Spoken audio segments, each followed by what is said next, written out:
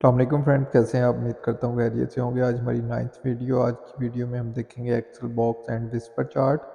तो चलते हैं डाटा की तरफ। ये हमारे पास डाटा है कुछ आइटम्स का। तो ये काफ़ी अभी ये स्मॉल डाटा लिया हुआ है, लेकिन अगर लार्ज अमाउंट ऑफ डाटा भी हो तो हमने उसमें से उसकी समरी तैयार करनी हो, मतलब कि उसमें मिनिमम वैल्यू क्या है, मैक्सिमम वैल्यू क्या है, एवरेज क्या आ रही है, इसी तरह और भी। तो उसके लिए ये डाटे को सिलेक्ट किया, इंसर्ट में आए हैं। ये हिस्टोग्राम चार्ट हमने देख लिया, प्रिटो भी देख लिया, उसके बाद बॉक्स एंड विस्पर है। इसके ऊपर हम क्लिक करते हैं तो ये चार्ट की ये हमारे डाटे की हमें समरी बना के दे देगा in shape of visual. Chart की शेप में इसकी समरी तैयार करके देगा। ये इस पे आ भी रहा है। यूज इस chart type two display variation with in a set of data. When to use, there is multiple data set which relate to each other in some way। यानी कि डाटा हमारा किसी भी तरह वो रिलेटेड हो तो उसके ऊपर हम ये अप्लाई कर सकते हैं। अभी हम इस पर अप्लाई कर लेते हैं और इसकी ग्रिड लाइन ख़त्म कर लेते हैं। चार्ट टाइटल भी हम इस वक्त ख़त्म कर लेते हैं। तो ये इस शेप में हमारे पास डाटा आ रहा है। अब अगर हम इसमें डाटा लेबल्स ऐड करते हैं तो इसमें डाटा लेबल्स कौन कौन से ऐड होंगे वो देखिएगा ज़रा। अब ये डाटा लेबल इधर से ऐड किए हैं इसने। हर एक चार्ट के ऊपर मीन्स के हर एक लाइन के ऊपर उसने 6 डाटा लेबल्स ऐड किए हैं।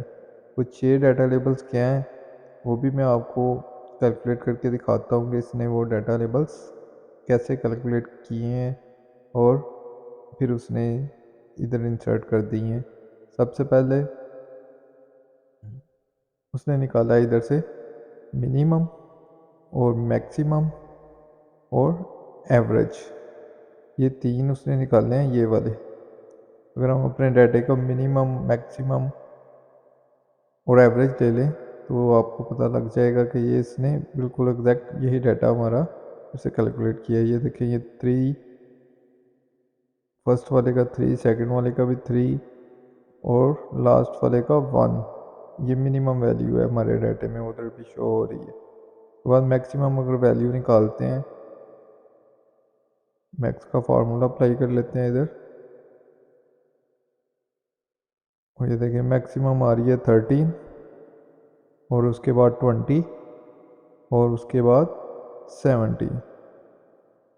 ये इसने मैक्सिमम वैल्यू शो करवा दी है हमारे डाटे में। उसके बाद एवरेज अगर निकाल लें, ये अभी हमने उसे निकाल के नहीं दी, उसने खुद ही कैलकुलेट करके तो हमें समरी बनाकर एक समरी की शेप में उसने हमें चार्ट बनाकर दे दिया। ये देखें 6, 11 और 10 एग्जैक्ट मैच कर रही है ना हमारी वैल्यू।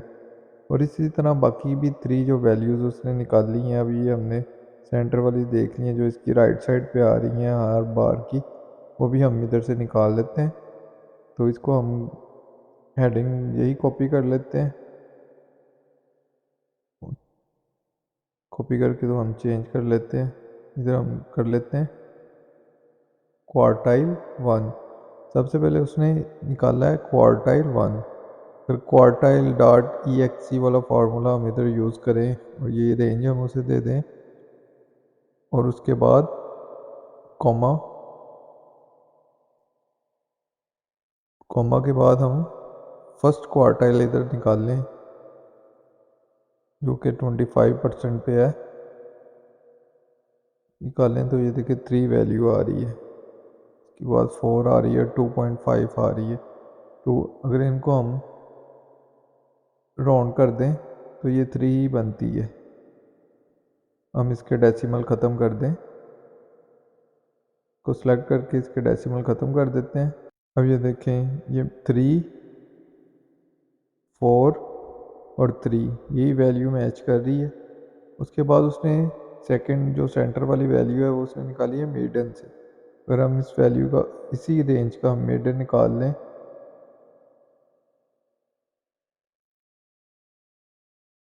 इधर फार्मूला यूज़ कर लेते हैं, इसी को नीचे ड्रैग कर लेते हैं। अब ये देखें 5 के बाद 13 है सेकंड में और उसके बाद 12। ये सारी वैल्यू इसने इधर से कैलकुलेट की हैं। और जो लास्ट वाला है उसने उधर उसका थर्ड क्वार्टाइल 3 निकाला है। उसके लिए इधर हम कर लेते हैं Q3 और क्वार्टाइल वाला ही फॉर्मूला कॉपी कर लेते हैं और इधर फर्स्ट की जगह हम इधर 3 कर लेते हैं। अब इसको भी ड्रैग कर लेते हैं।